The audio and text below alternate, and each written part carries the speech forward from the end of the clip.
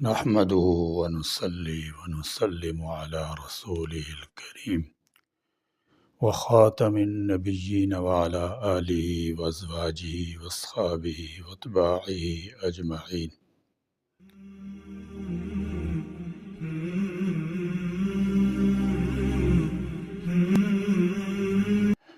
اگر حضرت محمد صلی اللہ تعالی علیہ وسلم نہ ہوتے تو کون مخلوق کے حقوق و آداب اخلاق ہمیں سکھاتا؟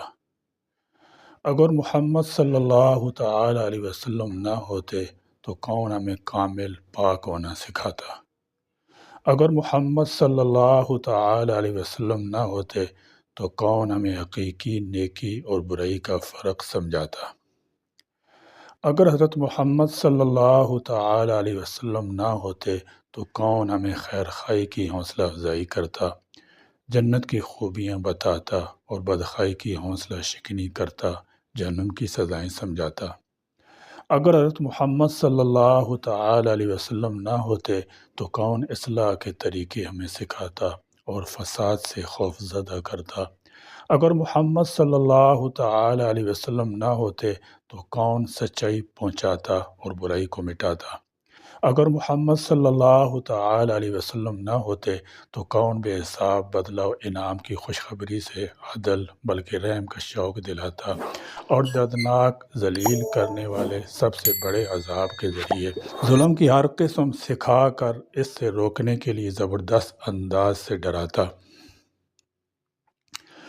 اگر محمد صلی اللہ تعالی علیہ وسلم نہ ہوتے تو کون مستحق محتاجوں پر خیرات صدقات کرنے اور شوق دلانے کا شوق دلاتا اور خیرات و صدقات نہ کرنے یا روکنے سے روکتا؟ اگر حضرت محمد صلی اللہ تعالی علیہ وسلم نہ ہوتے تو کون صبر کی بجائے نوحہ ماتم، شکر کی بجائے فخر و غرور سے روکتا؟ صلی اللہ تعالی علیہ وآلہ وسلم۔ رحمتیں ہوں اللہ تعالیٰ کی ان پر اور سلامتیاں ہی سلامتیاں۔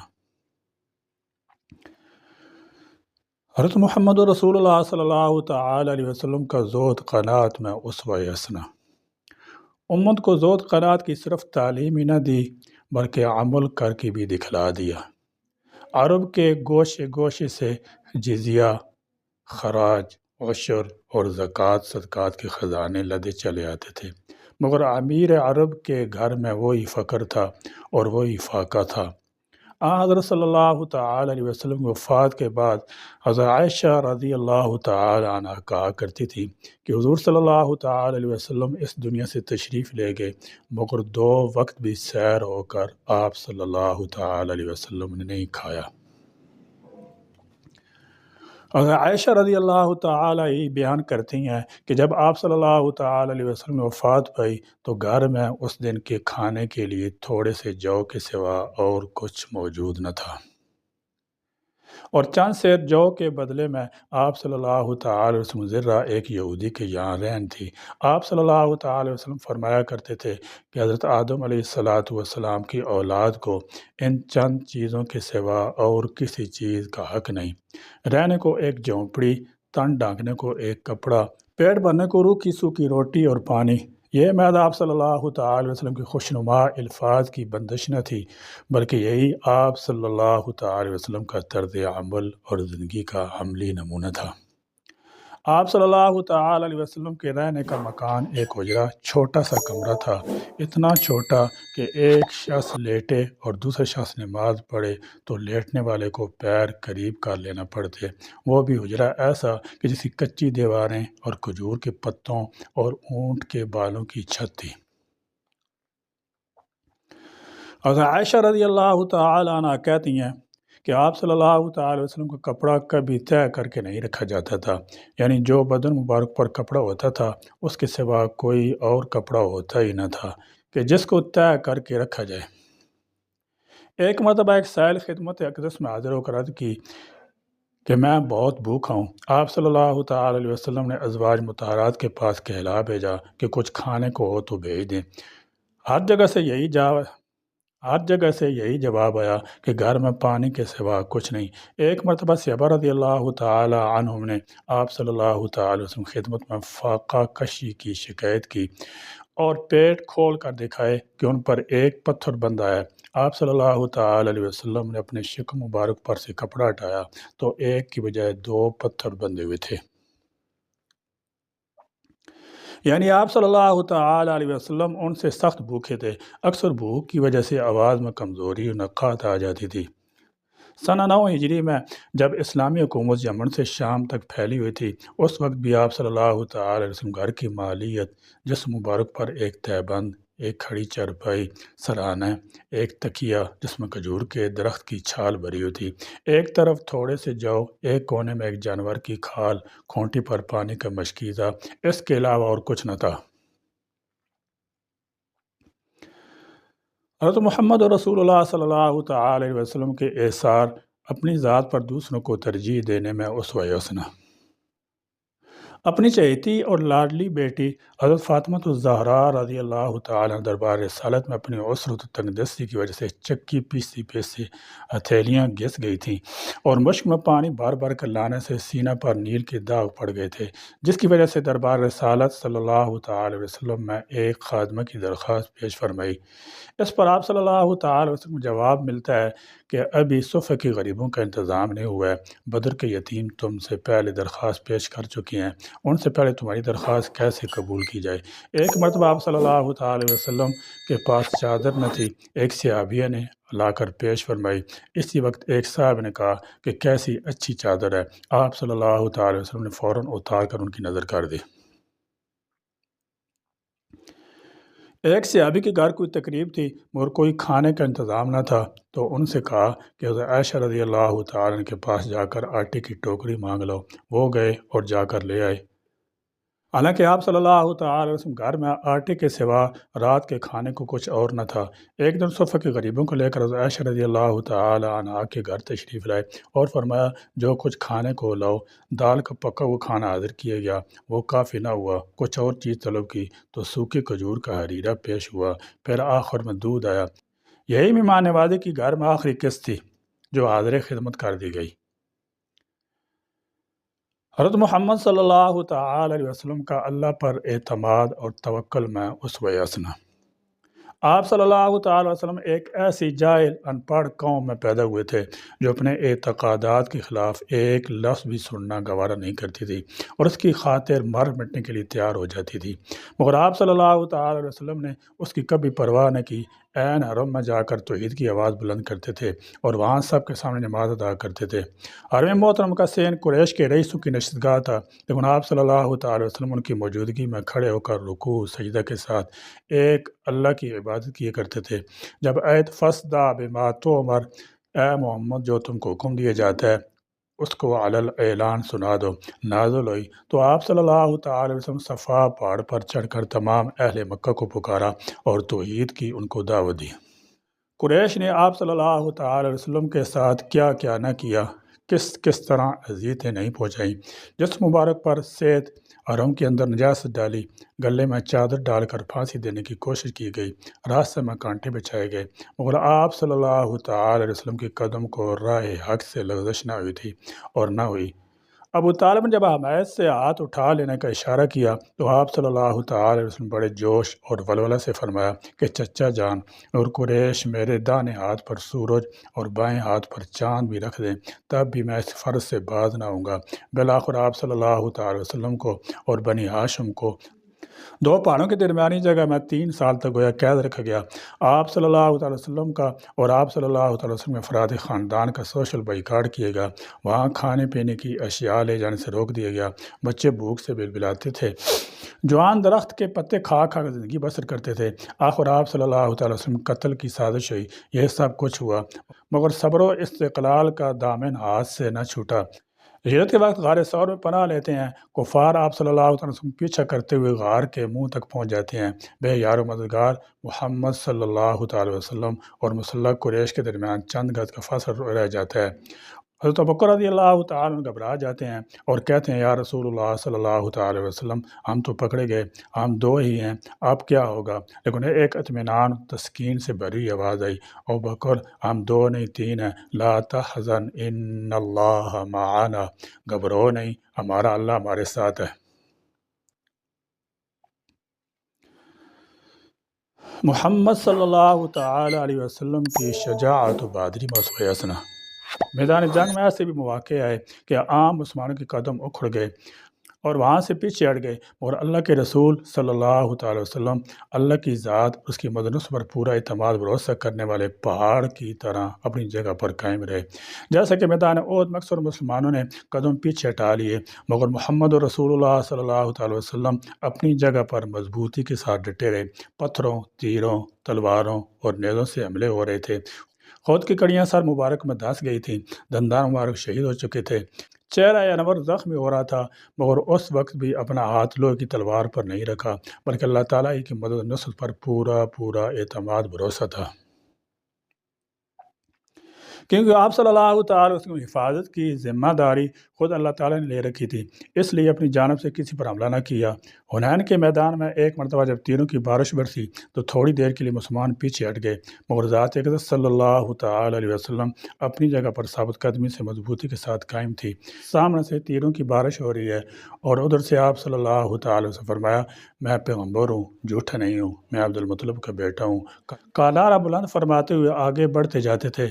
کیا کوئی ایسا بہادر سپہ سالار محمد صلی اللہ تعالی وسلم کے علاوہ آپ کے علم میں ہے کہ جس کی بہادری اور استقلال کا یہ عالم کہ فوج کتنی کم ہو، کتنی غیر مسلح ہو، وہ اس کو چھوڑ کر پیچھے کیوں نہ ہٹ گئی ہو، مگر وہ نہ تو اپنی جان کے بچانے کے لیے بھاگا ہو اور نہ اپنی حفاظت کے لیے تلوار اٹھاتا ہو، بلکہ ہر حال میں زمینی طاقتوں سے غیر مسلح ہو کر آسمانی طاقتوں سے مسلح ہونے کی درخواست کرتا ہو اور غیبی طاقتوں سے لڑتا ہو۔ حضرت محمد صلی اللہ تعالی علیہ وسلم کا دشمنوں سے برتاؤ میں اسوہ حسنہ۔ آپ صلی اللہ تعالی علیہ وسلم دشمنوں سے بھی پیار و محبت کرنے، ان کے ساتھ اخلاق سے پیش آنے کا درس سنا ہوگا، اپنے بزرگوں کو بھی نصیحت کرتے دیکھا ہوگا، لیکن اس کی عملی مثال آپ نے نہیں دیکھی ہوگی۔ او ہم سرکار دو عالم صلی اللہ تعالی وسلم کی سیرت میں دکھاتے ہیں، سراقہ بن جاشم ہجرت مدینہ کے موقع پر انعام کی لالچ میں مسلح ہو کر آپ صلی اللہ تعالی وسلم کو قتل کرنے نکلا تھا۔ آپ صلی اللہ تعالی وسلم قریب بھی پہنچ چکا تھا، اس کے علاوہ بہت کوشش بھی کی، لیکن قدرت نے اس کا ساتھ نہ دیا، بالآخر ہار کر اپنے ہتھیار ڈال دیے، خط امان کی درخواست کی، اس کی درخواست دربار رسالت مآب میں قبول کر لی گئی۔ اس طرح ابو سفیان جو اسلام اور آپ صلی اللہ تعالی وسلم دشمنی میں کئی جنگیں لڑی اور کتنی مسلمان ان کے سبب شہید ہوئے، جس نے کتنی مرتبہ آپ صلی اللہ تعالی وسلم قتل کا اقدام کیا، لیکن اس میں ہمیشہ ناکام ہی رہا۔ جب وہ فتح مکہ کے موقع پر حضرت عباس کی امان میں دربار رسالت میں اطاعت فرمانبرداری کے ساتھ داخل ہوئے تو آپ صلی اللہ تعالی وسلم نے ان کے تمام جرائم کو، لیکن حضرت صلی اللہ تعالی وسلم کے عفو عام نے یہ کہا کہ ڈر کا موقع نہیں ہے، محمد رسول اللہ صلی اللہ تعالی وسلم انتقام کے جذبہ سے بالاتر ہے، جو تم کو معاف کیا جاتا ہے۔ اور ان کو سردار مکہ ہونے کی حیثیت سے یہ بھی فرمایا کہ ہر اس شخص کو بھی معاف کیا جاتا ہے جو ابو سفیان کے گھر میں چلا جائے۔ اور ابو سفیان کی بیوی ہندہ جو اسلام دشمنی میں عورتوں کی سردار تھی، احد کے موقع پر اپنی سہیلیوں کے ساتھ گا کر قریش کے سپاہیوں کا دل بڑھاتی تھی۔ اسی موقع پر آپ صلی اللہ تعالی وسلم کے پیارے چچا حضرت حمزہ کے ساتھ کیسی بے ادبی کا معاملہ کیا، آپ رضی اللہ تعالی عنہ قتل کروایا، آپ کی لاش کے ناک کان کاٹ کر گلے کا ہار بنائے اور آپ کا سینہ چیر کر کلیجہ نکال کر کچا چبایا۔ لڑائی کے بعد جب آپ صلی اللہ تعالی وسلم نے اپنے پیارے چچے کا یہ حال دیکھا تو بڑے بے تاب ہو گئے، لیکن جب وہی ہندہ فتح مکہ کے موقع پر دربار رسالت میں نقاب پوش ہو کر آتی ہیں اور اس موقع پر بھی آپ صلی اللہ تعالی وسلم سے کچھ گستاخی کرتی ہیں، تب بھی آپ صلی اللہ تعالی وسلم اس سے کوئی تعارض نہیں فرماتے، حتیٰ کہ یہ بھی نہیں پوچھتے کہ تم نے میرے چچا کے ساتھ ایسا کیوں کیا۔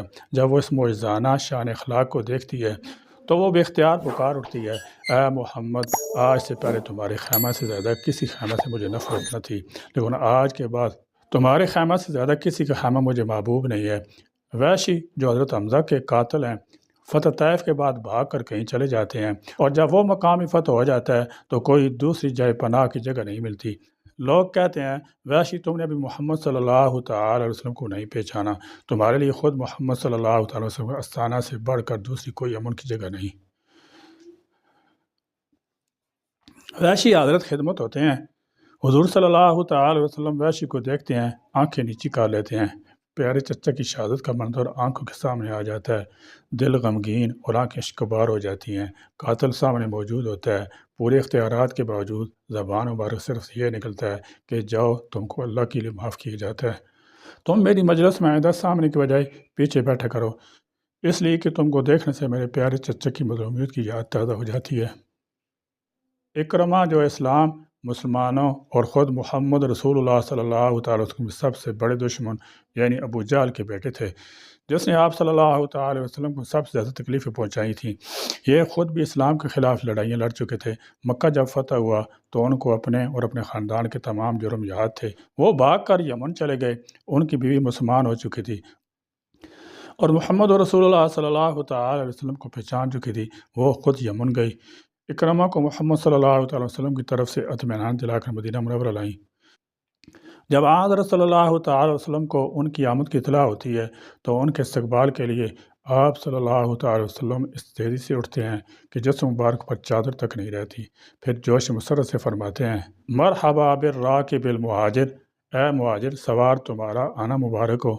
ذرا غور فرمائیے، یہ مبارکبادی کس کو دی جا رہی ہے؟ یہ خوشی مسرت کا اظہار کس کے آنے پر ہو رہا ہے؟ یہ معافی نامہ کس کو عطا ہو رہا ہے؟